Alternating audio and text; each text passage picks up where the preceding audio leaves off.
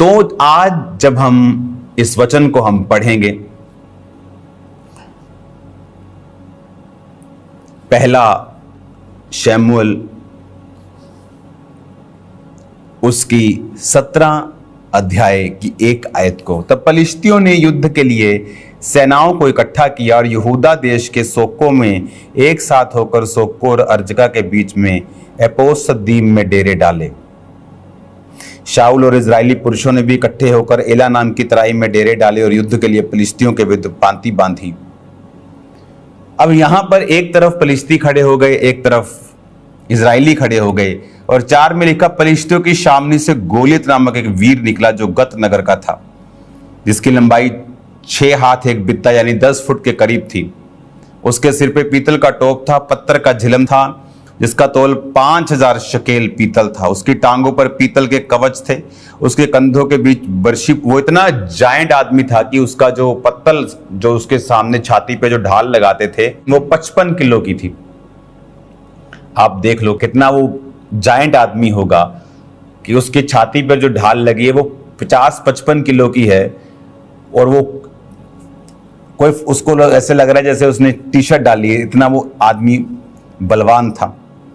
अब यहां पर 8 आयत में लिखा, वो इजरायलियों को ललकार कर बोला, तुमने लड़ाई के लिए पांति क्यों बांधी है? क्या मैं पलिश्ती नहीं और तुम शाऊल के अधीन नहीं? अपने में से एक पुरुष चुनो कि मैं मेरे पास आए और मुझे लड़के मार सके, तब तो हम तुम्हारे अधीन हो जाएंगे, परंतु मैं अगर उसको प्रबल होकर मार दूं तो तुमको हमारे अधीन होकर हमारी सेवा करनी पड़ेगी। फिर वह पलिश्ती बोला, मैं आज के दिन इजरायली पांतियों को ललकारता हूं कि किसी पुरुष को मेरे पास भेजो कि हम एक दूसरे से लड़ें। 11 आयत में लिखा, उस पलिश्ती की इन बातों को सुनकर शाऊल और समस्त इजरायलियों का मन कच्चा हो गया और वो अत्यंत डर गए। हमने ये स्टोरी बहुत बार सुनी है, लेकिन हर बार जब आप पढ़ते हैं पवित्र आत्मा की अगुवाई से, आपको अलग समझ आता है। अब यहां पर सबसे पहले हम ये देखेंगे कि शाऊल और उसके लोग क्यों डर रहे थे। कुछ देर पहले जो शाऊल था वो बड़े बड़े राजाओं को मारकर, बहुत बड़े राजाओं को, माइटी जो किंगडम थे उन पर कब्जा करके वो अपनी सेना की अगुवाई कर रहा था। लेकिन एक घटना होती है जब शमूएल नबी उसे कहता है कि जा और अमालेकियों से लड़, और ये वही अमालेकी हैं जिन्होंने इजरायलियों की बात को ना सुन के उनसे लड़े थे। जब वो मिस्र से निकले थे तो उनकी बात को सुना नहीं था और उन पर हमला किया था। अब तू लड़ और इन्हें मार और कुछ भी रहने मत देना, कोई पशु कोई जानवर। पर वो गया और पशु अच्छे अच्छे छोड़ दिए अपने लिए, अपनी सेना के लिए। लोगों को ज्यादा खुश करने की फिराक में चला गया वो, कि सेनापति को 100 गाय मिल गई, पूरी पब्लिक 5-5 10-10 भेड़े लूट रही है, हर एक सैनिक के पास अच्छी लूट आ गई, सब खुश थे। अगर सैनिकों को खुश करो, यही तो लड़ना है, इन्होंने तो लड़ना है।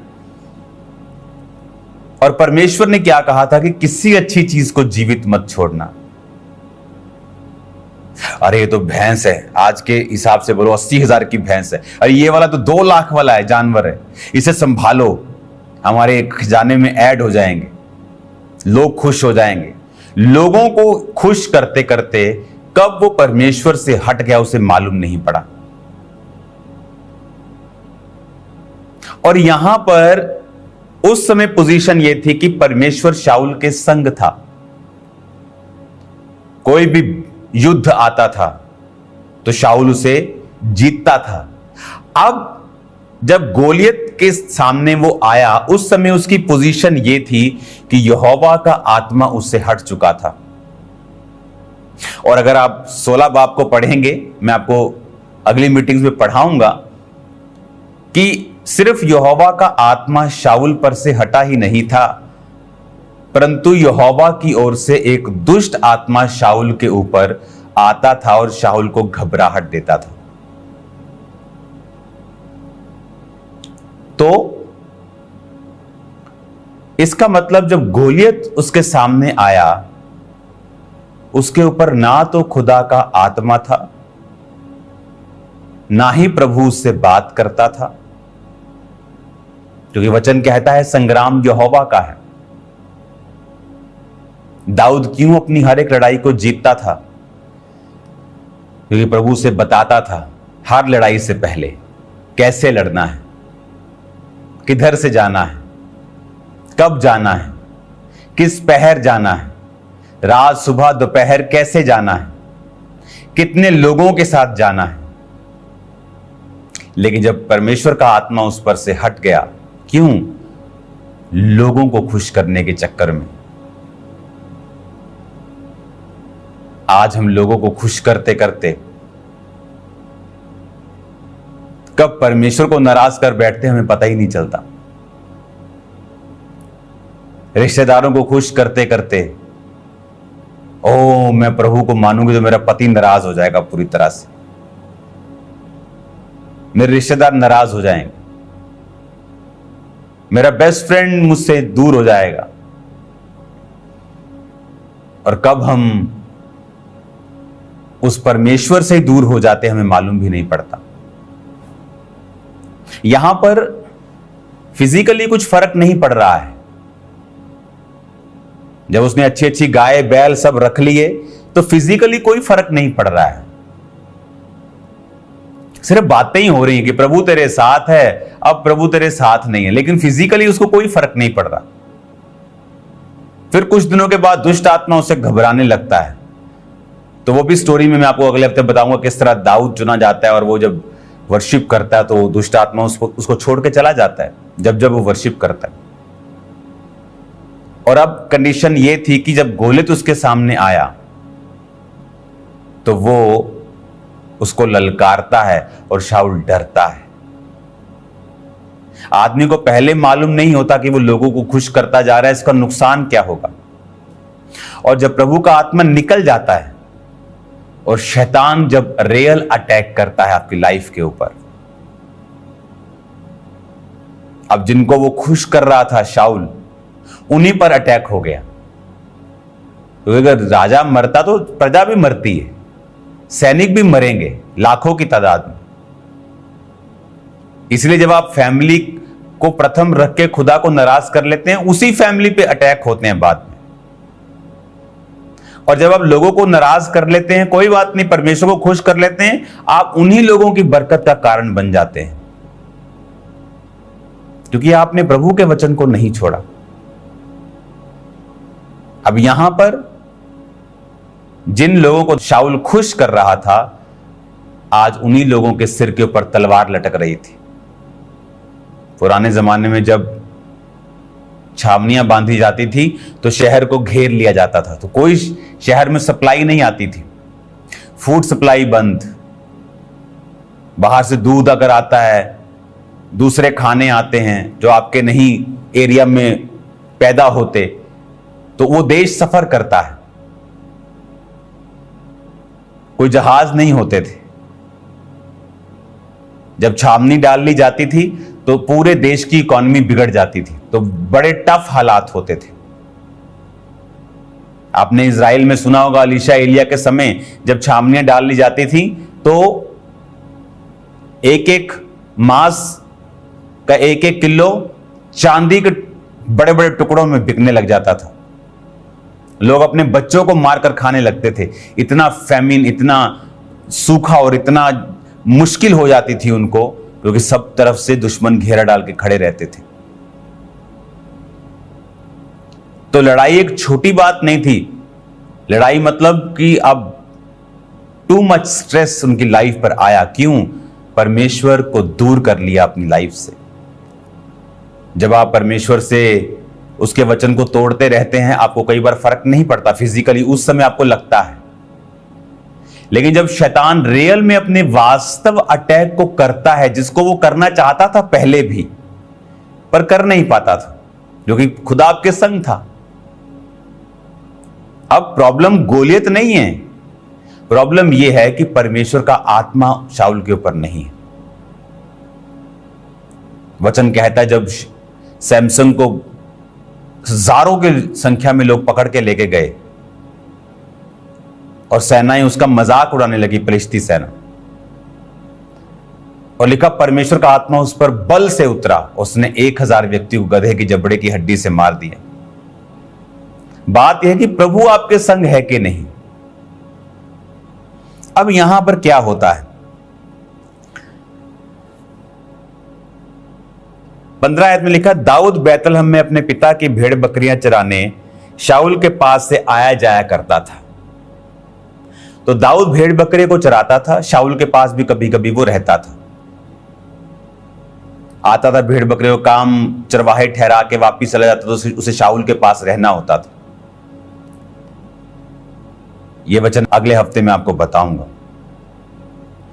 अब यहां पर जिस बात पे हमें कंसंट्रेट करना है वो ये है कि दाऊद का जो पिता था उसे कुछ अनाज, पनीर, कुछ खाने की वस्तुएं देके लड़ाई में भेजता है। जब दाऊद लड़ाई में आता है तो वो क्या देखता है कि सब लोग टेंशन में हैं, और जैसे ही दाऊद वहां बैठता है, वह बातें कर रहा था कि फलिश्तियों की पांति में वो वीर गोलियत नामक फलिश्ती योद्धा चढ़ आया और पहले किसी बातें करने लगा। अब ये सीन दाऊद के सामने होने लगता है, क्योंकि रोज की बात थी, 40 दिन तक वो ललकारता रहा, किसी की हिम्मत नहीं थी। अब दाऊद के सामने भी सेम सीन होता है। इट वॉज डिवाइन, ये ईश्वरीय था, टाइमिंग। जब आप परमेश्वर की आत्मा से भरे होते, जैसे दाऊद भरा था, आपकी लाइफ में जो घटनाएं आपके आसपास होती हैं ईश्वरीय टाइमिंग से होती। अब यहां पर लिखा, उस इजरायली उसे देखकर भय खाने लगे और उसके सामने से भागे। और 25 आयत में लिखा, इजरायली कहने लगे, क्या तुमने उस पुरुष को देखा जो चढ़ा आ रहा है? निश्चय वह इजरायलियों को ललकारने को चढ़ा आता है, परंतु जो कोई उसे मार डालेगा, राजा उसे बहुत धन देगा, अपनी बेटी का विवाह उससे करेगा और पिता के घराने को इजराइल में स्वतंत्र कर देगा। दाऊद जब ये बातें सुनता है तो दाऊद ने उन पुरुषों से जो उसके आसपास खड़े थे पूछा, जो उस फलिश्ती को मार के इजरायलियों की नामधराई दूर करेगा उसके साथ क्या किया जाएगा? यह खतना रहित फलिश्ती है क्या कि जीवित परमेश्वर की सेना को ललकारे? तब लोगों ने उससे सेम बातें फिर की। दाऊद एक बच्चा है इस समय, अभी अभी अभिषेक किया गया है उसका शमूएल नबी के द्वारा। अभी अभी शाऊल के साथ उसे इंट्रोड्यूस किया गया है एक वर्शिपर के तौर के ऊपर। और अब एक लड़ाई आती है, सारे शाऊल सेना डरी हुई है। दाऊद का पिता उसे वापस भेजता है, घर से जा और कुछ खाना लेके जा और हालचाल पूछ के आ। और दाऊद आता है और लोग कहते हैं कि जो उसे मारेगा बहुत पैसा मिलेगा, अपनी बेटी का विवाह शाऊल उससे कर देगा और टैक्स फ्री कर देगा उसके घराने को। दाऊद कहता, क्या इतनी बड़ी ब्लेसिंग? कहता, ये खतना रहित फलिश्ती है क्या जो परमेश्वर की सेना को ललकारे? अब फर्क देखिए, यहां पे फर्क यह है कि यहां पर दाऊद डर नहीं रहा। इसलिए नहीं कि वो बहुत योद्धा है, यहां तक कि जब दाऊद लड़ने के लिए जा रहा था गोलियत से और उसको शाऊल की तलवार और सब ढाल वगैरह दी गई, तो लिखा दाऊद से चल भी नहीं हो रहा था, यानी वो सेना की प्रैक्टिस में भी नहीं था। उसके भाई थे पर वो सब डर रहे थे। क्यों? सब पाप में थे। और यहां दाऊद परमेश्वर का मसा पाया हुआ, उसका आत्मा दाऊद पर उतरता था प्रभु का। और जब सुनता है कहता क्या किया जाएगा। उसे यकीन नहीं हो रहा था कि यार ये तो छोटा सा काम है। वो फिर पूछ रहा है बार बार, जब लोग पूछ रहे थे कि उसको ये मिलेगा ये मिलेगा ये, कहता क्या किया जाएगा, मेरे को फिर से बताओ कि शाऊल की बेटी की शादी उससे हो जाएगी, सीधा जवाई बन जाएगा शाऊल का, क्या पूरा घराना टैक्स फ्री कर देगा, क्या बहुत पैसा बहुत धन देगा उसको राजा। उसे यकीन नहीं, it's too good to be true. कहता दोबारा बताओ मेरे को जरा। कहता ये खतना रहित फलिश्ती है क्या जो परमेश्वर की सेना को ललकारे। एक दलेरी, एक अंदर से फायर जो उस व्यक्ति में कभी नहीं आ सकती जो परमेश्वर से दूर है। एक धर्मी एक पापी, दोनों चल रहे हैं, दोनों चर्च भी जा रहे हैं, पर एक प्रभु की प्रेजेंस में वफादार है और एक वफादार नहीं है। लेकिन दिखने में सेम है, गाड़ी में वो आ रहा है, गाड़ी में ये आ रहा है, सब कुछ सेम है। लेकिन एक समय आता है जब शैतान अटैक करता है और जो परमेश्वर से दूर है वो घबराता है, वो भागता है, वो डरता है, उसको कोई रास्ता नजर नहीं आता। लेकिन जो प्रभु के नजदीक है, सेम मुसीबत सेम कैटेगरी 100% वही मुसीबत जब उसकी लाइफ में आती है, वो जानता है परमेश्वर उसके साथ है, वो जानता है यहोवा उसके संग है, वो जानता है शैतान का उसके जीवन पे कोई अधिकार नहीं, वो जानता है ये बीमारी, ये गरीबी, ये श्राप, ये मुसीबत, ये कोविड, ये मेरे लिए नहीं है, यीशु मसीह के नाम। आमीन। कहां थे कोविड में खामरा चर्च? आज भी इंटरनेट पे फोटोज देखो, पहले दिन से जब लोग अंदर थे, हम सड़कों के ऊपर थे, ले हैंड कर रहे थे लोगों के ऊपर, कोविड वाले लोगों के ऊपर। अन्य जाति की गवाहियां हैं, जो अन्य जाति लोग हैं जो प्रभु को नहीं जानते, बड़ी पदवियों के ऊपर है, पंजाब की बहुत बड़ी पदवियों के ऊपर, उनकी फैमिलीज पे कोविड के टाइम जो पहली वेव आई थी, कोई मेडिसिन नहीं थी, ले हैंड हुए हैं और वो ठीक हुए हैं 2-2 दिन में। क्योंकि जब आप परमेश्वर का आत्मा आपके ऊपर है, वो समय होता है चमकने का। लोग डर रहे होते हैं, बड़ी बड़ी बातें करने वाले भी इंटरनेट पे फिर नजर नहीं आते। लेकिन उस समय दाऊद को पता था कि यह मुसीबत खुदा की ओर से है। दाऊद की लाइफ का बिगेस्ट ब्रेक थ्रू गोलियत को मारना था। बिगेस्ट ब्रेक थ्रू उसकी सेवकाई का, उसकी लाइफ की एंट्री का इन रॉयल किंगडम, गोलियत को मारना था। गोलियत को वही मार सकता था जो अपनी स्ट्रेंथ पे नहीं, यहोवा पर भरोसा रखे, और खुदा ने उसे मसा किया, जो कि कुछ दिन पहले दाऊद को परमेश्वर ने किया था। और उसी को मसा किया जा सकता है जो प्रभु के साथ एक समय, लंबे समय तक वफादार रहा, जो कि दाऊद था और उसके भाई नहीं थे।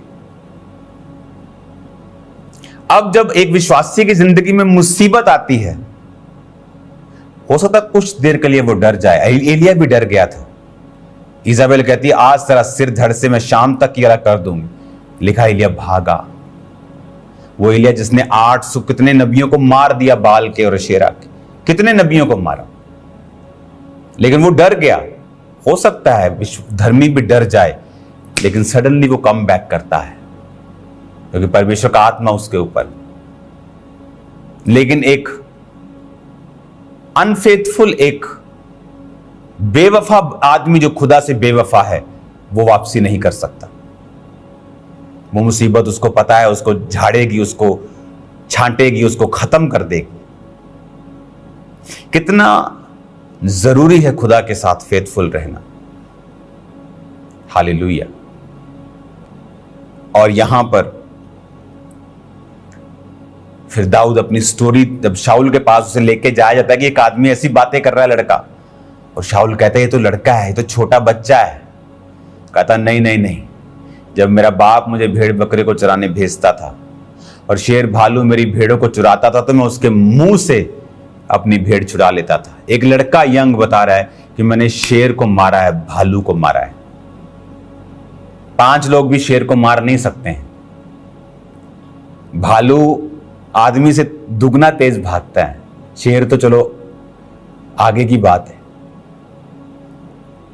ना आदमी है भालू से लड़के जीत सकता है, ना शेर से लड़के जीत सकता है। 16 साल का लड़का ऐसा कैसे बोल सकता है? वफादारी। जब आप प्रभु के साथ फेथफुल होते हैं और सडनली कोई चीज आप पे अटैक करती है, परमेश्वर का आत्मा आप पर उतरता है, आपके अंदर एक अजीब सी दलेरी होती है कि मैं इसको पार कर लूंगा, मैं गो थ्रू कर जाऊंगा।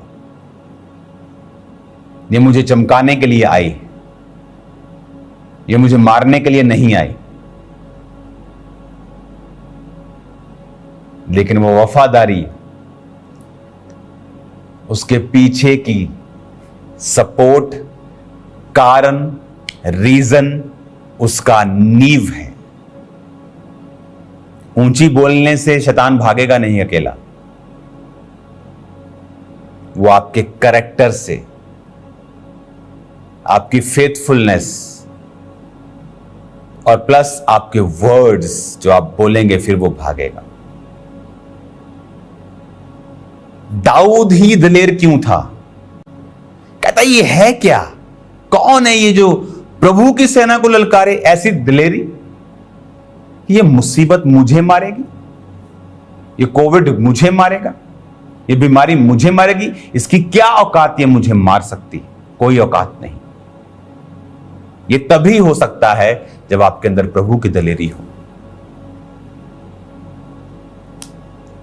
पहला काम जो आप करेंगे इस हफ्ते, वो है आप फेथफुलनेस के ऊपर,